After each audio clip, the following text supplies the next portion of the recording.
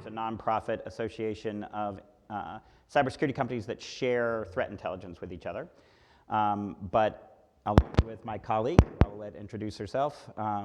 We were also the co-chairs of one of the working groups on the ransomware task force.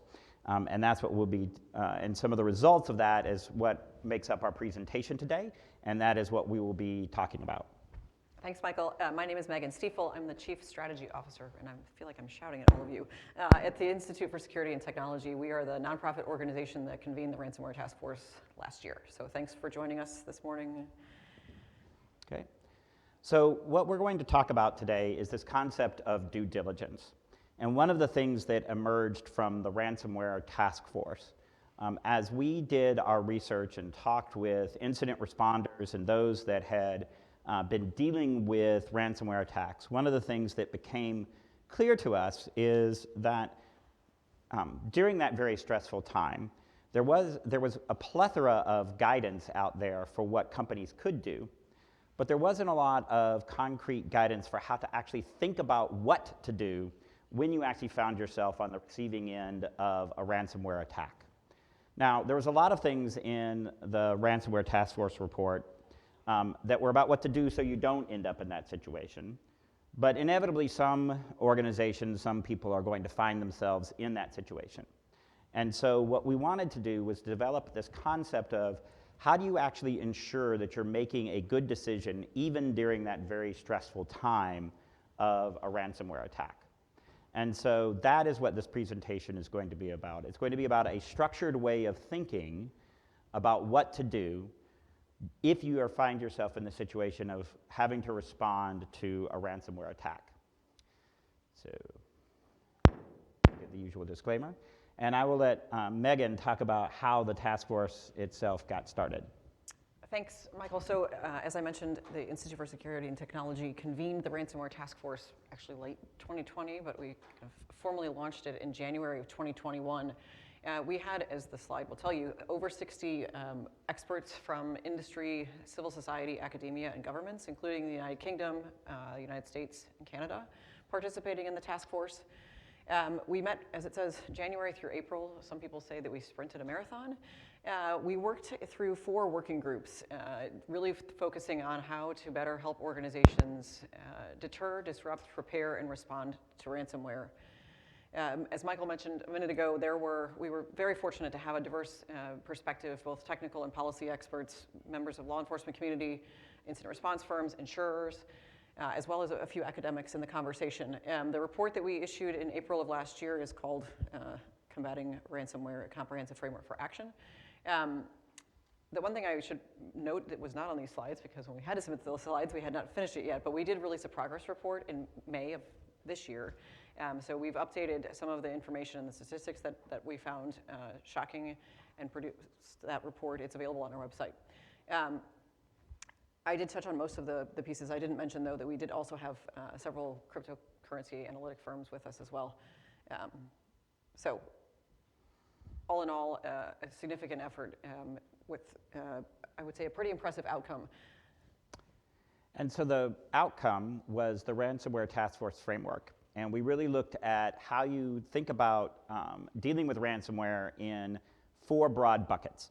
First of all, how do you deter ransomware actors in the first place from carrying out their activities?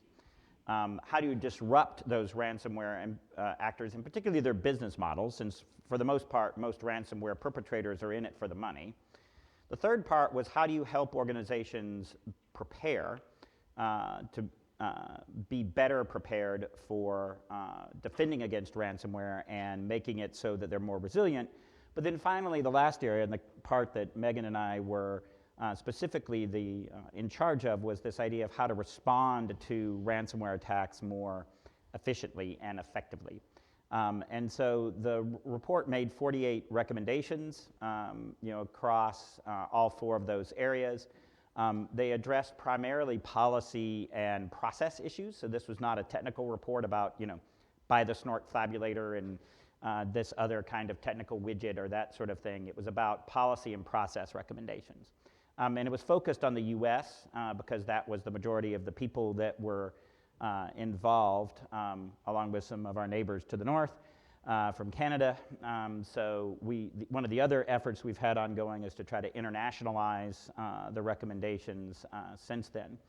But really, we will now drill down into this concept of due diligence, because that part of the respond part is really about, and the key decision that organizations are making is really about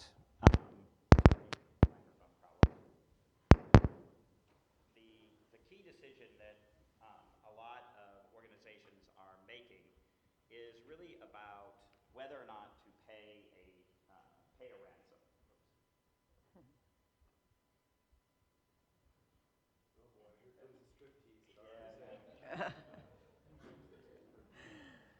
Nobody wants to see that.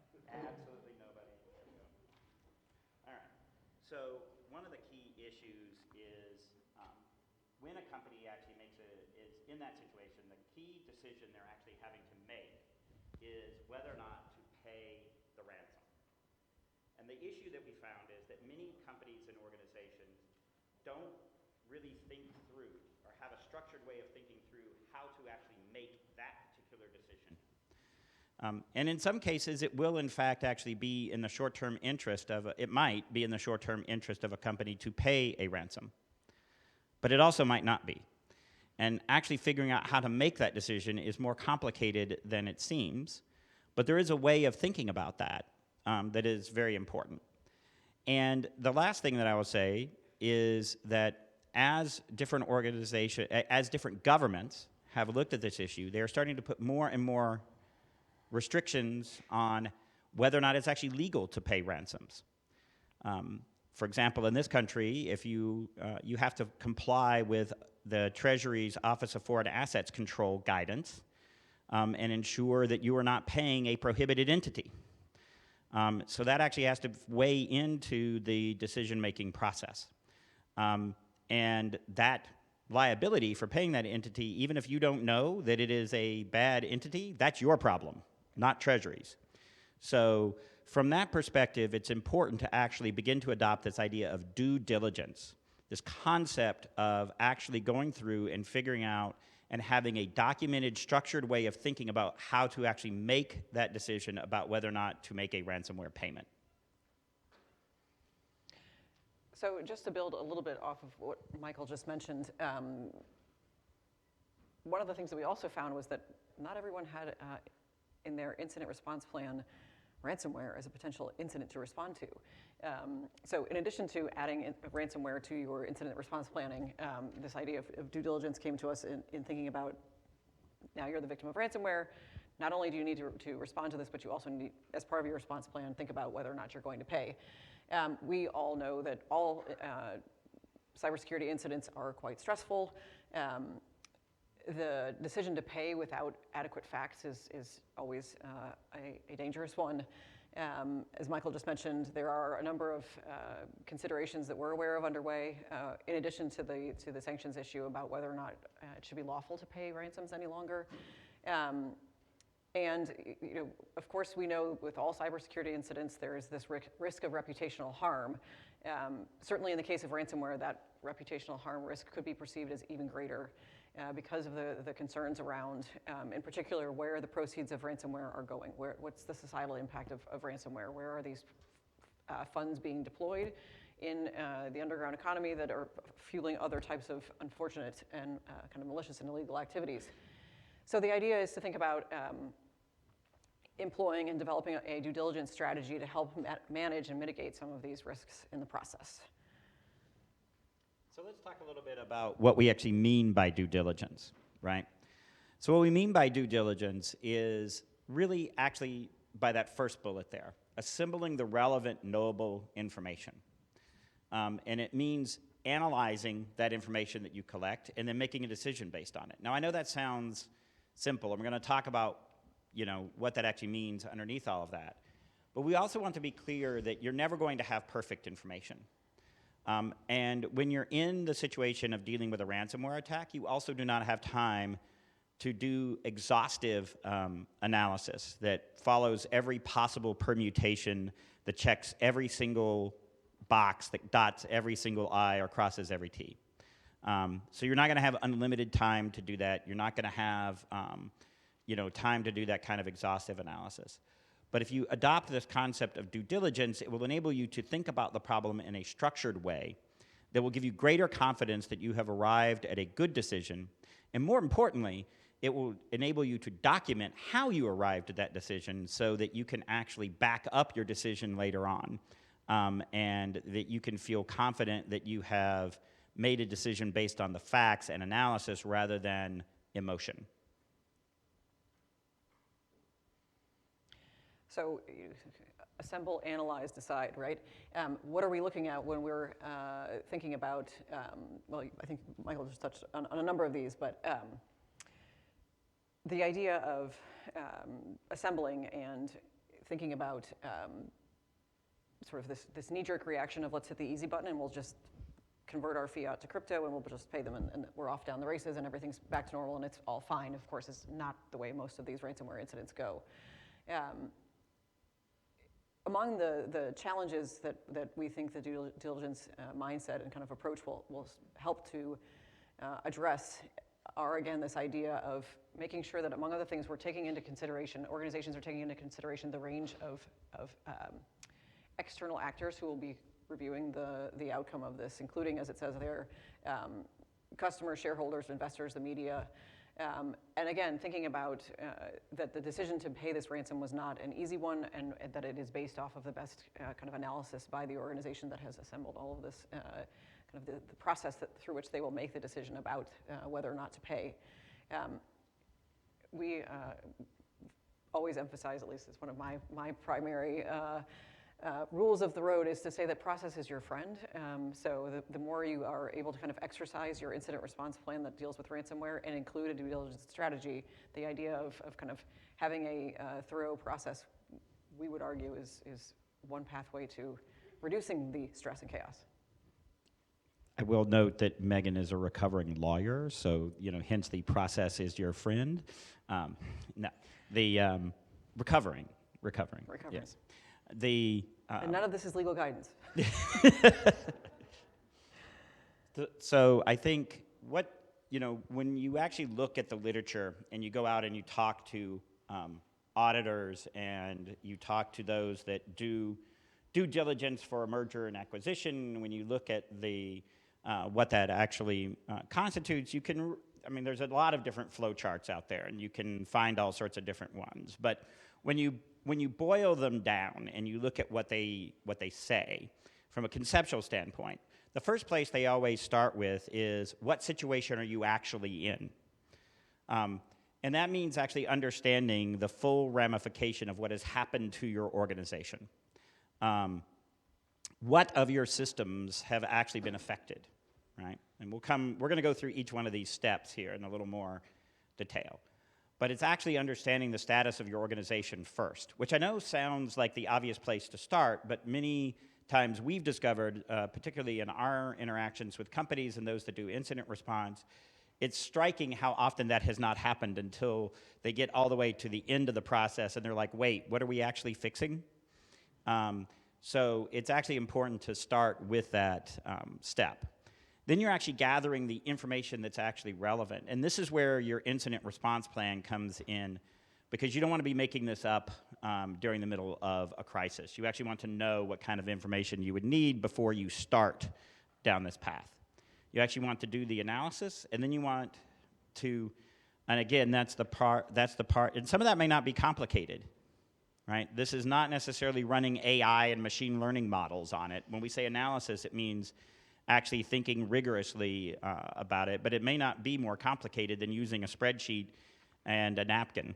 But at least there's, well, perhaps maybe more than a napkin, but it's like the idea is that it can be very simple, and it does not have to be overly complex. And in fact, in this situation, complexity is the enemy that you're trying to drive out, and actually boil it down to simplicity. Then you want to be able to make your decisions, and then you actually want to document that process. Again, this is all part of making sure that you have the paper trail or the electronic trail to back up the decisions that you have made. So we'll drill into each one of these steps. So thinking about reviewing organizational status, some organizations may not be very far in the functioning category, but what systems have been functionally affected by the incident? What has the impact of business operations been? What's the impact to customers and employees, and the likelihood of data exfiltration? I think one of the examples that I'm often thinking about as we talk more about ransomware is what happened with Colonial Pipeline, right? The pipeline itself was not impacted by ransomware. It was a business decision based on, among other things, the ability to ensure that payments and billing was accurate that prompted the organization to turn off the flow, so to speak. What part of your business is impacted? Is it your sort of corporate networks, or is it in fact your OT or IT, broader IT systems that have been impacted? And thinking about, thinking about Colonial Pipeline, we had, unfortunately, members of our country filling up their grocery bags with gasoline, which was quite the visual of kind of the modern day impact of ransomware incidents. This question of this yellow box, I think, is one that's really worth thinking about carefully. We know you will hear stories that not only is paying a ransom kind of risky because you may put yourself on, we'll get into some of this, but put yourself on the retarget list. But it's not necessarily the case that the data that's been compromised and has probably been exfiltrated is going to be destroyed. So whether it is kind of an immediate double extortion event where not only have you paid the ransom, but your information has been dumped on a leak site, there are other concerns down the road that may be worth considering. Among them, what happens if the data that's been exfiltrated is manipulated? And if you don't have a backup to compare to say, no, actually, that's not actually as it seems, this likelihood of data exfiltration can become even more problematic. So remembering that this kind of impact to business operations is not just about whether or not the corporation can send or your entity can send email. Can you get in touch with your lawyers? You should call your lawyers. You should probably call your insurance company. But what about employees, staff, supply chain? Thinking about a fairly robust organizational status review as opposed to just, oh my gosh, we believe that our email systems have been knocked offline. What are the other consequences that might happen from an incident? So once you've actually done that part of the process, you move to the information gathering stage. And part of the reason that we discovered that we needed to put this into the process flow was that for many of the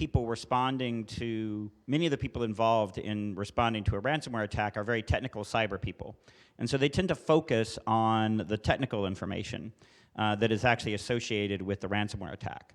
But that's actually only one part. It's that first blue circle that you actually want to be collecting information on. And that certainly is important to understand the technical aspect of the ransomware that has affected you, because it's going to actually affect your decision later on. Because there's some questions, for example, of is it a type of ransomware for which the key is actually already out there, right? So you actually want to understand that technical situation.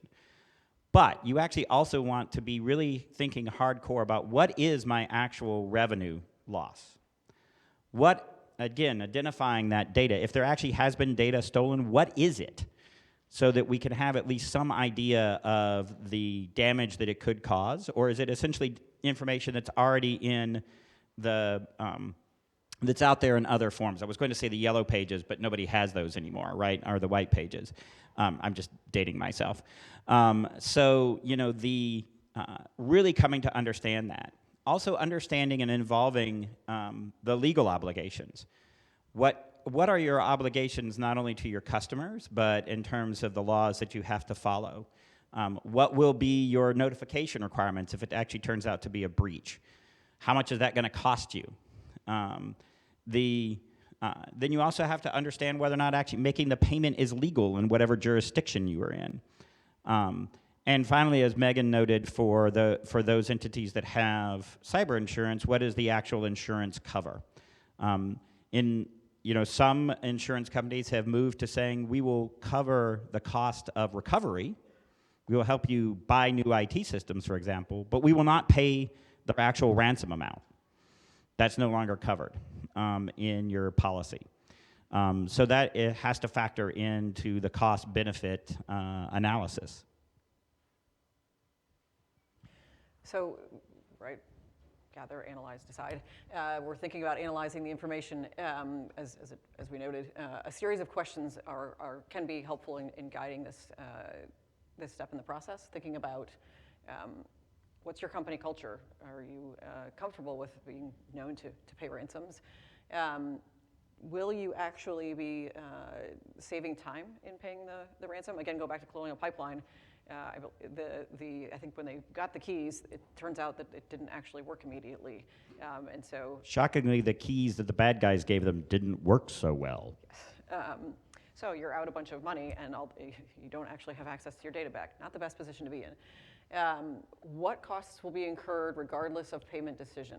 So Michael mentioned a minute ago, business interruption expense. That might be covered not under your cyber policy, but under some other portion of your general policy for insurance. But you're going to have to rebuild your networks most likely anyways. What other payment requirements or what other payments will be required if data that's been compromised is related to or governed by state data breach laws? You will likely be subject to all of those requirements that, for example, paying for the kind of identity management and identity protection under the state laws. What costs or losses will be avoided by paying the ransom? One to think about. We talked about reputational harm, and I also made a remark earlier about something that Michael often talks about. Oh, you paid the first time, well, you can pay the next time. I don't have the numbers off the top of my head. I can tell you, though, recently one of our security researcher colleagues mentioned that he has a print shop in his neighborhood that has been hit 3 times by ransom and has paid each time because what's the big deal? We'll just keep on going. Well, now they're on the list. Finally, we talked about the portion of costs that insurance may cover and the movement to no longer covering the actual ransom payment itself, but looking at covering other elements of the response. Yeah, so then once you actually you've done that analysis, you've answered these questions to the best of your ability, you actually then have to make the decision.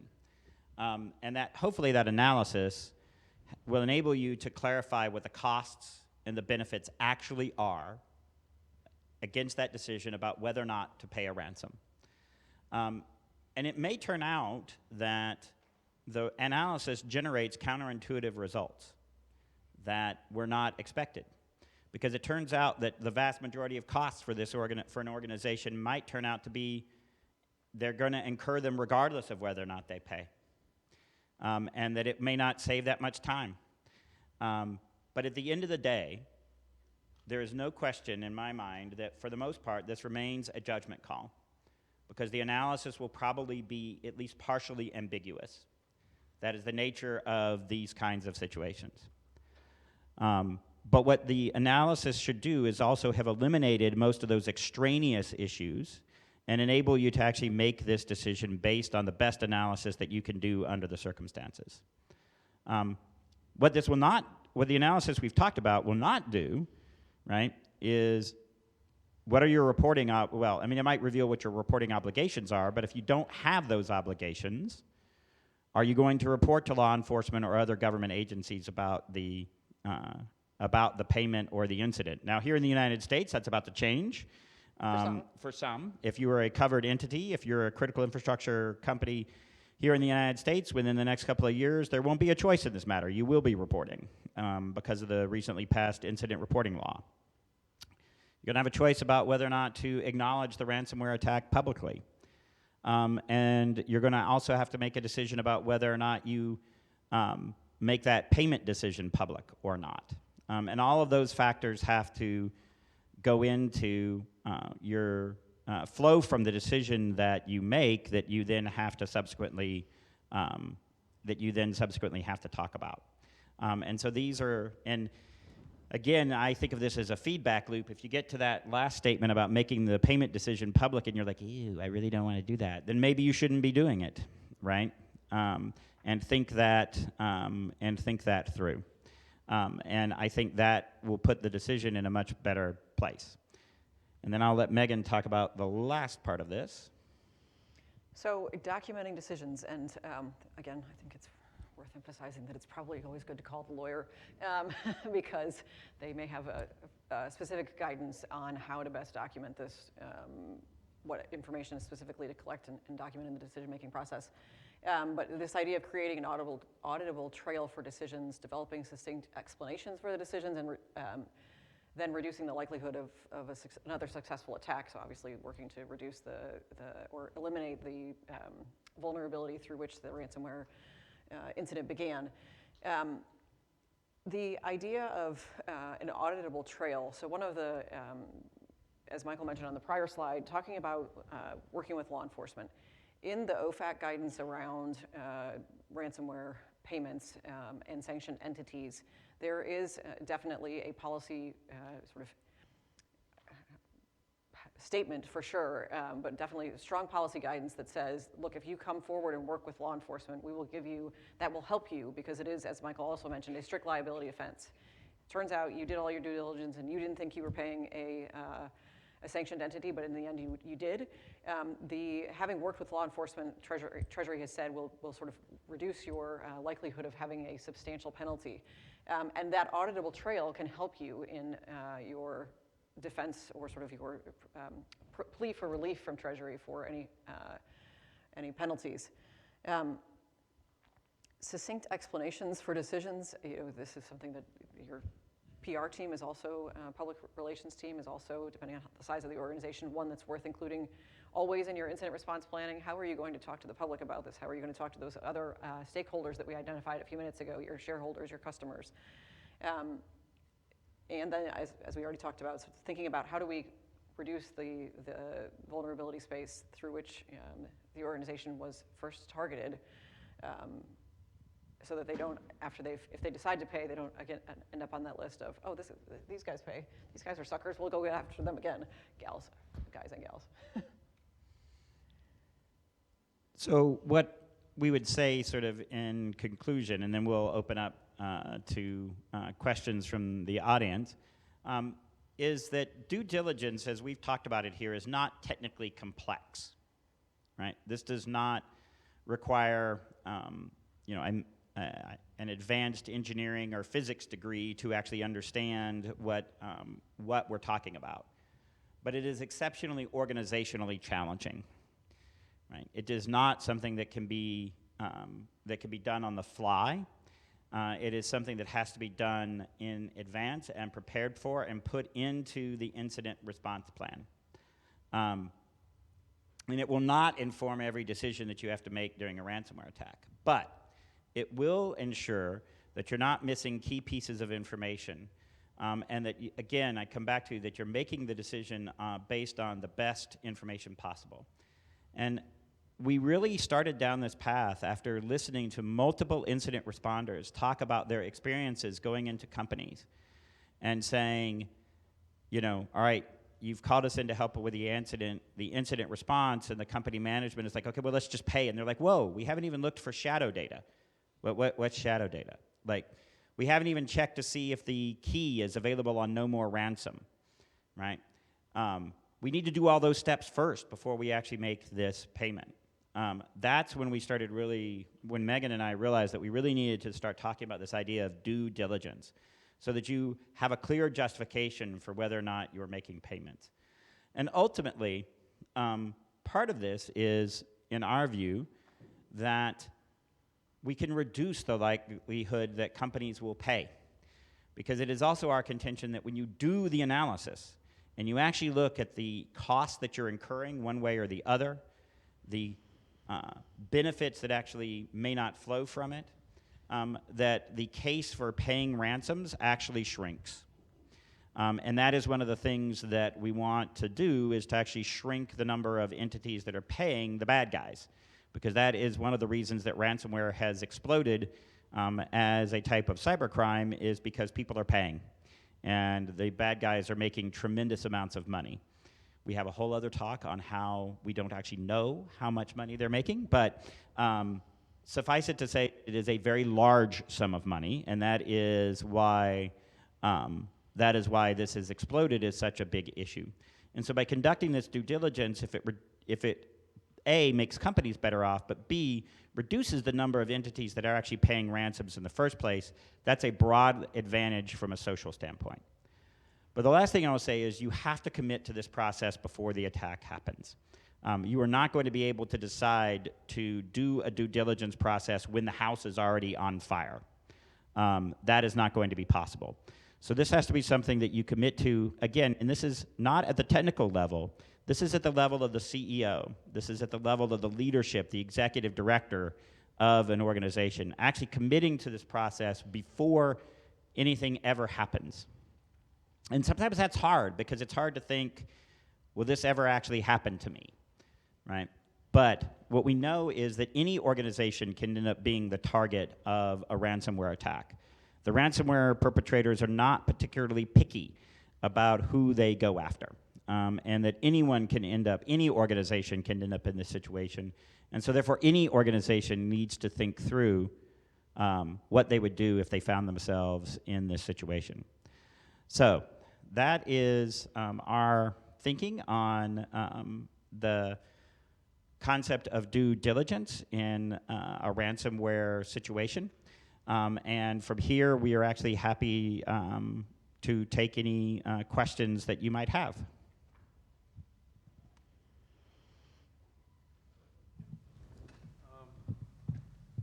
Thank you very much for the information. It's very insightful.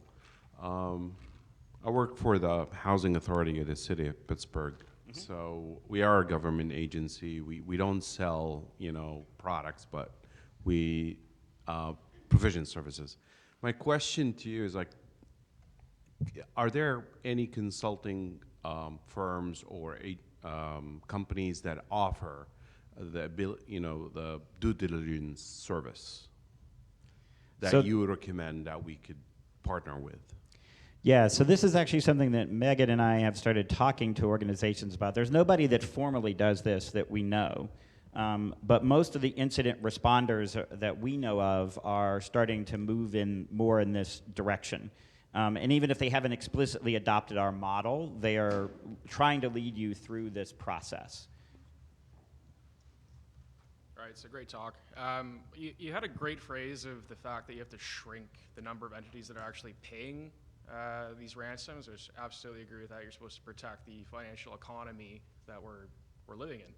I guess the bigger question here is all these laws and regulations are sort of pushing people to pay.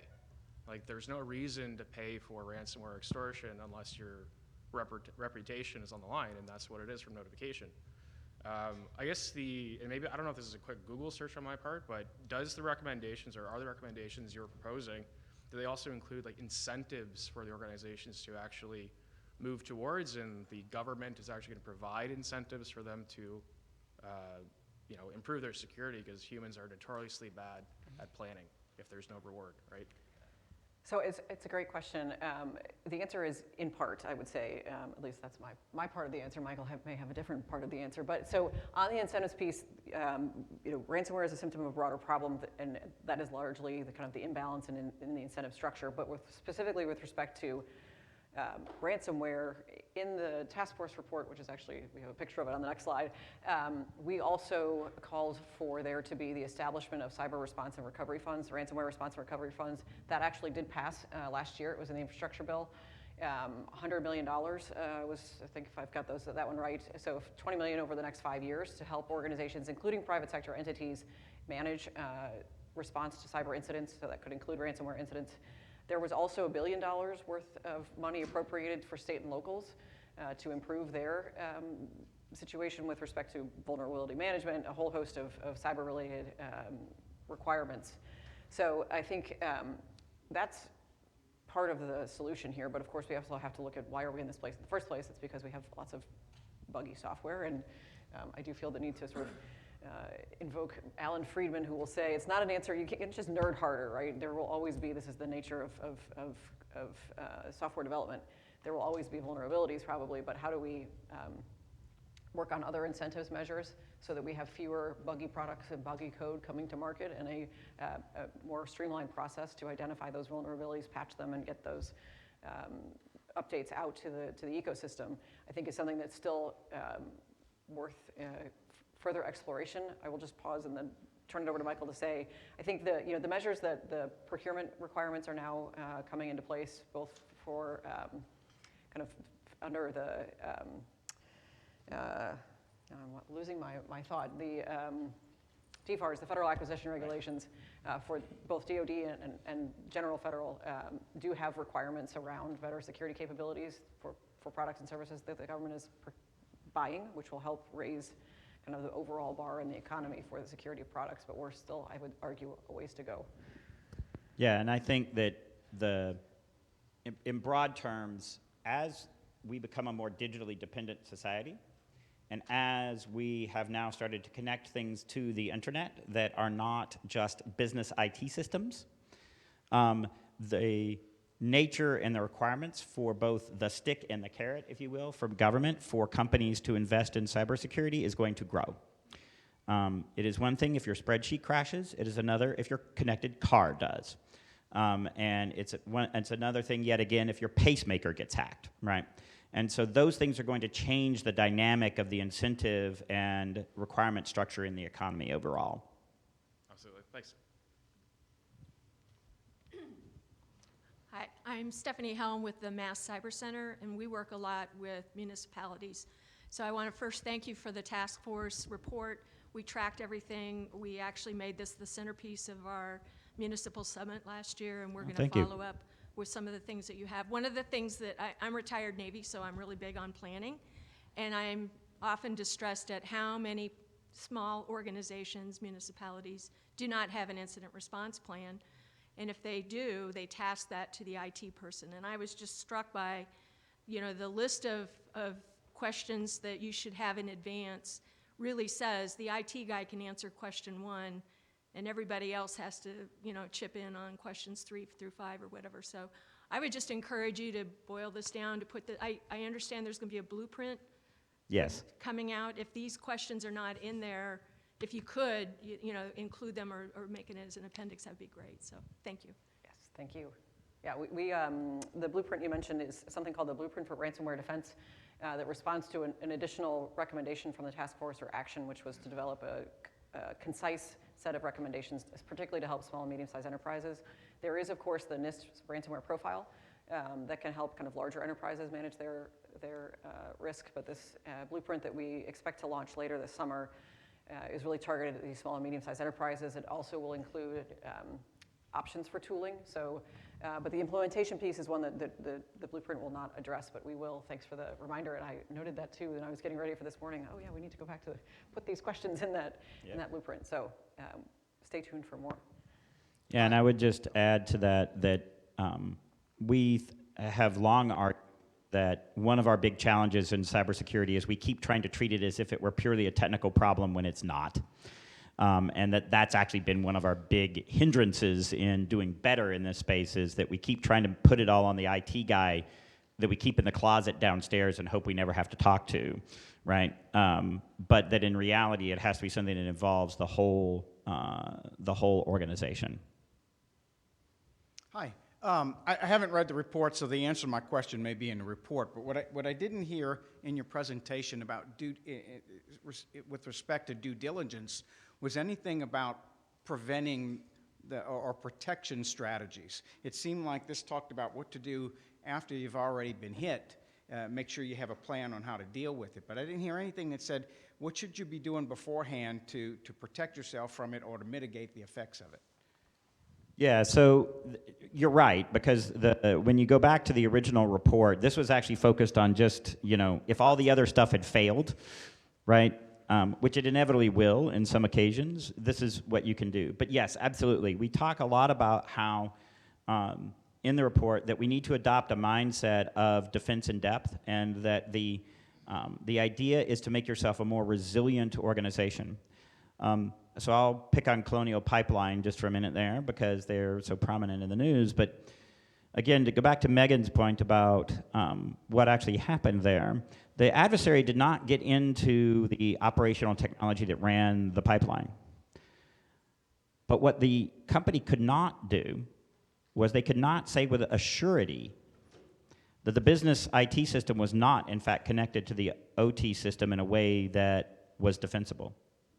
So that is a good example of a preventive measure that you put in place ahead of time to make sure that those systems are properly segregated so that you know that, so that you can state with a surety, one way or the other, that either the adversary did or did not cross that gateway. And so those are very much part of the prevent area of the report, and there's several recommendations that are focused on that. Thank you. I would say that blueprint that we mentioned is definitely a preparation recommendation. Hi, Rima Musa from USC Gould School of Law. Thank you so much for this presentation. This was really informative. And I want to go back to that point that you were just making of the sort of siloing of technical communities within cyber and more like the law policy. And that seems really, really relevant within this framework that you've presented of how a more collaborative approach is needed. So do you have any sort of practical suggestions of how within your organization to bridge that gap and start to foster more of that collaboration? Yeah, so there's a couple of ideas that we talk about. One is that the leadership of the organization should not be afraid to press the technical people to speak in English, right? That to push forward on demystifying the technology side. It's not that the CEO actually needs to understand how to code the firewall. That's not the point. But the CEO should have enough facility with the issues to ask the right questions. And on the other side, the technical people should begin to understand that they have to connect what they do to the business operations. And a lot of this is about changing the mindset about, it's not about thinking about cybersecurity as a technical issue that you solve, but rather it is a business risk that you manage over time. And you're never going to reduce your risk to zero, but you can really substantially mitigate your risk over time. And if you start talking about the threat of ransomware, the threat of business email compromise, any of those things, if you start talking about it in a risk framework, that is something that leadership immediately understands. Because almost everything else that they deal with as a business is about risk management. Whether it's brand risk or the risk of a hurricane or any other kind of natural disaster, that is a concept and a framework that business actually understands. And that is where we also have to move to. The final piece I would say is we also have to move to a mindset of our job is not to actually keep the bad guy out. Because if there ever was a network perimeter, I can certainly say that it is not there now, right? With the cloud and bring your own device and people connecting from home and all of those sorts of things. So the issue is actually that not that we're trying to keep the bad guy out, but we're trying to prevent them from achieving their goal. And anywhere we prevent them from achieving their goal along the line, we win. And so if we start adopting more of that mindset and that risk management mindset, then you can flip the issue on its head and make it something that A, the business leaders can understand, but also a risk that you can in fact actually manage and drive to an acceptable level. The other thing I would say is perhaps at a more practical, sort of not practical, everyday level is to say this idea of tabletop exercises and kind of practicing your incident response plan can help, I think, start those conversations. I think it's, we often hear the case that, oh yeah, we have an incident response plan. Oh, have you opened it? Do you know, does it, as I said at the beginning, does it talk about ransomware? Who's part of your incident response team? Oh crap, it still lists Sally and she left the company 3 years ago. Oh, it's Bob, but Bob's on vacation. He's in the mountains, and you can't find Bob. So what do we do without Bob? So again, thinking about how do you really build those relationships within organizations, and then of course working. Do you know who your local FBI field office, where your FBI field office is? Have you ever picked up the phone and called them? They'd probably like to hear from you. Actually, I could say it may take a few days to get back to you, but similarly thinking about who are the other resources that you need, and so having those actually working through it in kind of the practical sense of not just it's there and it's well. Also, do you have a paper copy of it? Because what happens if it's only on your network and your network is now not yours right now? So that might be another way, I think, to help evolve the conversation from I'm Joan and I'm from IT and I'm Josephine and I'm the attorney. We've never spoken before and now we're in a crisis. Not the best place to be. Thank you so much.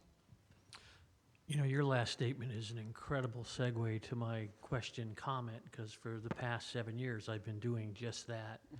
Almost every other week, I have a conversation with a client who's got an IR plan that they want to integrate with their cyber insurance, so we bring in the broker.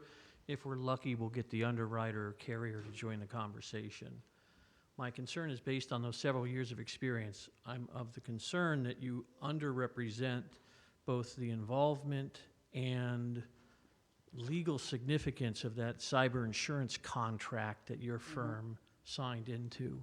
So for example, one of the leading reasons why the insurance company will not pay you for that ransom is because you didn't get their approval to pay it in the first place. The vast majority of the policies provide breach coaches, they provide the forensic resources, they do the proof of life, they do the negotiations, they do a whole range of services. And I would feel bad leaving this meeting that all of you left this thinking that your organization can do all this by yourself. You lack the expertise, and honestly, you may not get any reimbursement from that insurance policy if you don't follow their terms and conditions. And your point is spot on. And actually, I'm starting to see some of the insurance carriers are actually offering their clients for free these tabletop exercises because they want this stuff figured out, because they don't want to have to go to you after you've been paying on this policy for 3 or 4 years and say, sorry, we're not going to pay you because you used a vendor we didn't approve of. You didn't get our approval to pay the ransom. You know, you paid too much for the ransom. And you got these whole issues like who's going to set up the Bitcoin account, who's going to actually transfer the money, and there's a lot of legal issues beyond OFAC about doing that. So I like it. I think it's a great due diligence format. I just worry that you've underrepresented the insurance implications. Thank you. Yeah, thank you. And I mean, I certainly agree that like one of the trends that we have seen over the last couple of years is a fabulous hardening of the insurance market in a way that the insurance companies are much more involved with these kinds of decisions than they were several years ago. And so that's a big change. And I don't mean to take over the mic, but I was in London 5 weeks ago at a cyber risk conference for insurance companies. And there's 2 big issues that are popping up if you're even remotely interested: sustainability and systemic failures. Yep. They're having a hard time coming up with the metrics, the quantification of risk, and they're not getting enough capital. They're not getting enough investors. And we may literally see cyber insurance not disappear, but just stop being issued because there's not enough capital to back up the risk. Also something talked about in that great report. Is this And then question of- number 2, systemic failure. They are scared to death of that tidal wave of claims that come in for business interruption when AWS goes down. Right. So they're now Right. actually writing endorsements or stipulations in those policies that say not only won't we pay you if you get schwacked because if it's an act of war, we won't pay you if it's AWS or Amazon or Fiserv if you work in the banking industry. Sorry, but Yep. I left that No, meeting thank going, you. holy shit. So. All right, last question. Thank you very much for this. It's very insightful. It does help fill a lot of gaps. I think on the assess the technical situation piece, I'm curious, do a lot of companies have forensic firms on retainer as part of their incident response plan? Most do not. But as the gentleman just pointed out, a lot of times the insurance companies do. Your general counsel or your legal firm probably have now a list of IR firms. Almost all law firms maintain a roster, so that's much more attainable. The individual company itself probably doesn't have that, and so it's probably at one step remove. It's a good question for the insurance company then. Yeah. Very Okay. good, well, yes, and I think definitely would foot stomp the point. have that conversation. Yeah. Yeah. I don't know how to do this, but I have like a 12-step checklist. Preferred vendors, what's covered, what's the process. I can maybe get it to these guys. I don't know how this works. But. Sure, would love to see it. Yeah. We can put it in our blueprint. Thank you. Yes, well, thank you very much. Thank you for coming today. We really appreciate your time.